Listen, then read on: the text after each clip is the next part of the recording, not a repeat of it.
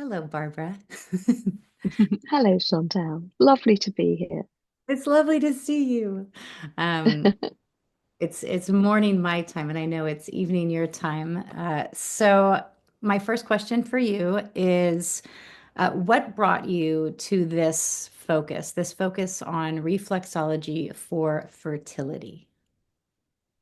So, I've been asked this question many times, and in the beginning, I wasn't quite sure how to answer it. And someone then said to me, "Who was your first client?" And I realized that my first client was someone with repeat miscarriage and difficulties with conceiving. And at that time, we didn't have a continuing education, um, or CPD here in the UK. And I realized I was on my own. So I had to go away and do my own research. So we're talking 30 years ago. It was a long time ago. Um, and gradually, as a result of seeing that one, then lots of other patients, clients came. And so it set my path really right from the very beginning of my career. Amazing. When did you publish your book, Reflexology for Fertility? When was that? That was in 2016. Yeah. I started writing it when my youngest daughter was a baby, and she's now 23. So it was it was a long time in the writing, and interestingly ended up being a very different book to the one I began, and that was a good thing. It was clearly an organic process. Yeah. So yeah. And what about when you think about, is there a story or a person? You mentioned that first person that got you to think about fertility and reflexology. Is there a story or a person that really said to you, this is something that's going to work? Reflexology really works for this. I don't, I will tell you one story, but I think the thing that completely gripped me, and I always say I've got a very low boredom threshold, but this was the thing that really gripped my attention, was that every time I saw a new client and, we were palpating the reflex points, and what happened was I started to identify that certain things felt a certain way in the reflex points. What then happened is that they would then go and have a medical test that confirmed Mm. what we were able to feel. That I thought was extraordinary, absolutely extraordinary. And it led me on to continue exploring that. So I then thought, if we can feel something, can we manipulate it? Can we bring about change? So I then developed a sequence of protocols, and then discovered that we could bring about change and that we could evidence base that change. So it was a complete integration of conventional medicine and reflexology. And I found that really exciting, really exciting, I want, fantastic. I'm so excited that you're going to teach this three-part series on what I'm and sharing it with us. Yeah. I am really looking forward to it. I love sharing. I love sharing information. I Yeah. mean, one of the most very complicated cases I'm going to pray see. Um, but a couple came to see me and they've been trying to have a baby for 11 and a half years. So Wow. this is a really good example of integrative medicine. So basically, they've had all kind of failed interventions, IVF, ICSI, IUI, all of those things. Nothing had worked, not even a positive test. But nobody had really looked at him. And Mm. what we discovered, because we know how important men are, so what we discovered was that he had very, very high prolactin levels by looking at all his blood test results. And when I saw them together, I said, "Oh, this is very high. And we would need to be careful because that can cause erectile dysfunction." And Mhm. they looked at each other and looked at me and then said, "Yeah, yes, it does." So nobody had actually looked at the fact that this couple could not be intimate with each other. And what we then discovered was what was causing that was he was terribly stressed. So we brought the stress levels down, the prolactin levels came down. and they fell pregnant naturally.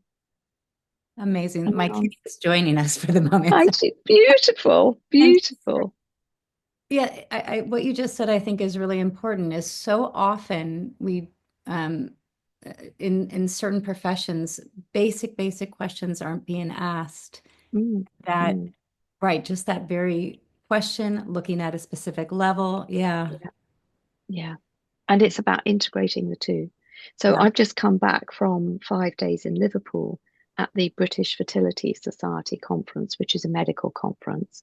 There's all the latest research, but we're very fortunate that we get to go with a team of doctors and scientists, and so we get to talk to them about the benefits of reflexology and what it can do, and also what it can't do. So Yes. it's a wonderful opportunity. We love it. We really enjoy the company. We enjoy the conference, and we have a lot of fun too. So So cool. yeah. And what about, is there maybe a self-care tool or something you could impart that we could do on our hands, perhaps? Yes, I was thinking about this, and I thought one of the things, so in some of my research so far, one of the things that we come up against very frequently as reflexologists, and with our clients, is painful periods. Yeah. So one of the things that we do is, if we can't get to treat a client whilst they are bleeding, and that is, of course, when you've got um, most activity in terms of the uterus. So you've got a lot of muscle spasm and creates a lot of pain, particularly for those who, may have something like endometriosis. Then it's really useful to teach them how to do something themselves. So we teach them how to sedate, which helps to reduce the muscle spasm, and it also helps the content of the uterus to clear. So it reduces pain and helps to clear the uterus. So we teach them how to sedate the uterus reflex point. Yeah. So I Is thought that might be useful. Yeah, that would be wonderful. Yeah. Yeah. So my way of explaining where it is that we start on the thumbnail Mhm. and we follow the metacarpal all the way down, that first metacarpal, all the way down to the base. So if you wiggle your thumb, you can actually you come down to the base and find that little dip. You can feel that metacarpal moving. Yeah. Mhm. For us, sedation is moving towards the palm of the hand and backwards. So you're in that little dip. I'm exaggerating. So in that little dip, moving towards the palm down. And what about if it's Yeah. quite sensitive? Would that mean anything? It will be sensitive if you've got someone who has got painful bleeds. You're going to do exactly the same on the other thumb. Yeah. Follow that. Whoops, let's move this over so you can see me. So start at that metacarp all the way down, all the way down, and Mhm. then you're moving towards the palm. You're Amazing. in that little dip, which is the uterus reflex point, all Yes. the way down. Yeah, sensitive. Yeah. Well, and even if I'm not currently having my period right now, but I do Yeah, get difficult periods, so I'm very sensitive right. to everything. Okay. So the sensitivity will mean different things for different people at different times in their cycle. So And interesting. that is a whole other area to talk about. We don't have an hour. We don't sadly, but we can touch on that when I come and do the talks. But what I usually say to clients is 3 times 90 seconds on each hand every day they are bleeding, Okay. but not to be done at any other time, because Hmm.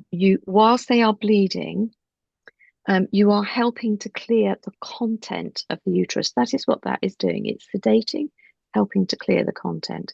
You wouldn't want to do that as the endometrium, the lining, is thickening. You want to be doing something different to that, because you want to increase the proliferation of endometrial epithelial cells in the endometrium.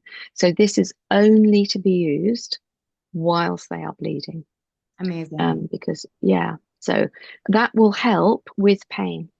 If the periods are really painful, then they can use that technique for about 5 minutes, Mm. just until they can feel the it takes the edge off the pain, and then it will continue to work afterwards.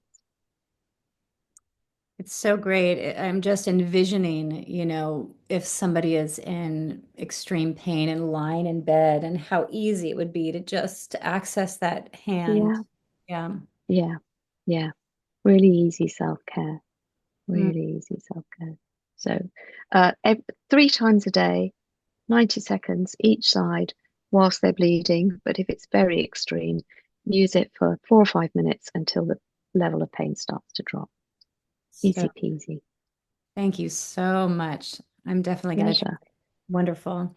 And I want to say, because it's coming up in exactly 2 months, we will have you Saturday, Sunday, and Monday at 10 a.m. our time, 6 p.m. yours, on March 15, 16, and 17. You're doing this three-part webinar series. Yeah. Yes, I'm really looking forward to it. Me too. And I really hope that people want to join discussion. You know, Yeah. it's I'm really happy to kind of lecture and provide information, but what really brings it alive is when there are questions and discussion and people bringing case studies, and that will really that is a good learning experience for everybody then. So yeah, Thank you so much. I'm so looking forward to it. I'll put below this video, I'll put each webinar that you're doing because there is a different focus for each day. So I'll put that and also how people can sign up as well. wonderful. Thank you so much.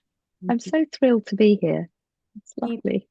I can't wait. Yeah. Thank you so much, Barbara. Pleasure.